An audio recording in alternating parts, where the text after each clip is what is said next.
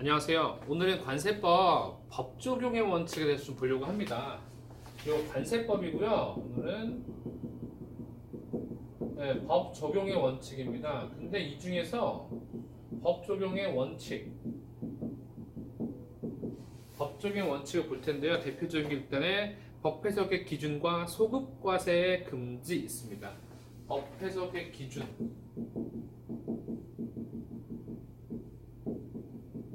그다음에 소급 과세 금지 있습니다. 이 법 해석의 기준은 실질적으로 국세기본법, 그러니까 그 세법을 다루는 이 법 국가적인 법에서 대표적으로 동일하게 언급하고 있는데요. 실질적으로 이 관세법 자체를 해석하고 그 다음에 적용할 때는요 가장 큰 두 가지를 신경 써야 한다는 겁니다. 과세의 형평, 그다음에 해당 조항의 한 목적. 그래서 크게요 과세의 형평, 그다음에 해당 조항의 한 목적성.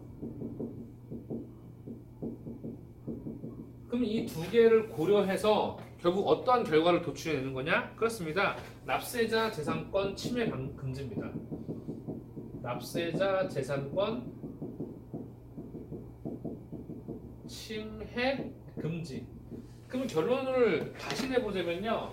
법 해석의 기준은 철저하게 뭐에 따라야 된다? 법 해석의 기준을 세울 때는 납세자의 재산권을 부당하게 침해하지 않는 범위 내에서 해야 된다. 그러려면은 과세의 형평을 고려해야 되고요. 해당 조항마다 각각의 합리적인 목적성을 강조해서 법 해석에 적용을 해야 된다고 나와 있습니다. 여기 보시면 되고요. 소급과세 금지, 소급과세 금지. 소급이란 거는 이제 다시 거슬러 올라간 거죠. 그래서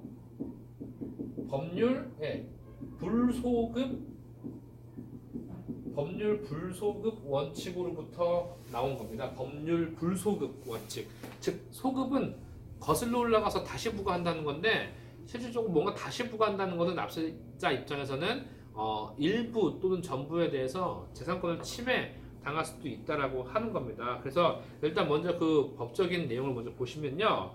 관세법의 해석 관행, 해석이나 관세 행정의 관행. 그래서 먼저 볼게요. 해석이나 관세 행정의 관행 등이 납세자에게 인지가 되고요. 받아들여진 후 어떻게 해요? 일반적으로라는 표현은요. 지극히 객관적인 표현이죠. 누구나 인지할 수 있도록 받아들여진 후에는 이러한 해석 관행은요. 인지한 후에 받아들여진 해석 관행은요. 정당한 겁니다. 합당한 겁니다. 합당한 것으로 봅니다. 그 다음에 이 또한 그래서 이 정당하고 합당하게 된 것들이요 새로운 해석이나 관행이 인지되었다고 해서 기존의 정당하고 합당한 내용들이 다시 새로운 해석으로 다시 납세자에게 적용되는 게 소급 과세고요. 절대 이거는 금지되어야 하는 겁니다. 그렇다고 하면은 금지되어야 하는 그 근거가 있겠죠. 원칙적으로 내용 봤을 때 소급해 적용한다는 건 말도 안 되는 겁니다. 왜냐면요. 실질적으로 이 해석과 관행은요. 과세관청, 세관의 정당한 의사표시고요. 엄연히 납세자의 의사표시보다 훨씬 이전에 생겨난 겁니다. 이것들은 바로 누구나 인지할 수 있게 일반적으로 적용되고 그것을 그대로 납세자에게 인지시켰고 다시 세관이 동일한 내용에 대해서 기존에 했던 정당한 의사표시를 새롭게 해석을 달리 적용해서 또다시 납세자에게 인지시킨다는 것은 완전 세관의 권위, 세관의 입장에서 굉장히 직권을 남용한다라는 결과를 초래할 수 있다는 겁니다. 그래서 꼭 기억해 주시면 좋겠습니다. 그 다음에 이제 신의성실의 원칙입니다. 신의성실의 원칙.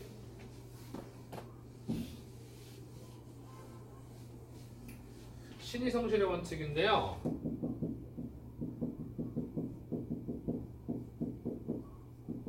이 신의성실의 원칙은요, 뭐와 대별되는 거냐면요. 실질적으로 신의성실의 원칙은 조세법률주의와 대별되는 겁니다. 조세법률주의는 아무래도 과세는 그쵸 법에 의해서 하게 돼 있습니다. 하지만 신의성실은요 사회적 도덕성에 대한 가치를 더 중히 여기는 겁니다. 신의성실의 원칙. 그래서 이 내용 보시면요, 이 신의성실의 원칙은 누구에게 모두 다요? 그렇습니다. 납세 의무자와 세관 공무원에게 모두 적용이 되는 부분이고요. 납세자와 세관 공무원에게 적용이 되는 거고요. 각자의 의무를 또다시 이행할 때 어떻게 해요? 성실히 이행을 해야 된다라고 나타나고 있습니다.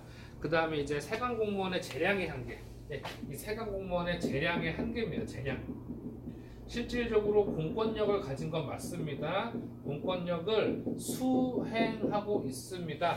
관세청장이나 세관청으로부터 위임 받아서요. 이때 반드시요. 절대 재산권, 납세자의 재산권을 침해해서는 안 됩니다. 그러기 위해서 반드시 자신의 세상 재량을 펼칠 때는 과세의 형평을 반드시 따져봐야 되고요. 어느 것을 그 근거로서 기준으로요.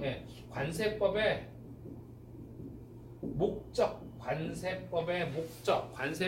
목적에 비추어서 해야 된다. 관세법의 목적은 뭐죠? 결국은요. 국민경제의 국민의 발전에 이바지한다라는 거가 궁극적인 목적이었거든요. 그렇습니다. 그러면 결국 세관공무원 재량의 한계는 어디다가 그 한계에 포커스를 둬야 되냐? 맞습니다. 납세자의 재산권을 침해하지 않냐고 국민경제 발전에 이바지한다는 포커스를 맞추고 그 한계를 반드시 엄수해야 된다라는 큰 틀로 가져가실게요. 큰 틀로. 그래서 법적인 원칙은 법 해석의 기준, 그 다음에 이제 소득과세 금지 원칙, 그 다음에 신의성실 원칙, 세관 공무원 재량의 한계 크게 4가지로 보시면 될 것 같습니다. 저는 이제 다음 챕터에서 또 뵙도록 하겠습니다. 여러분 수고하셨습니다.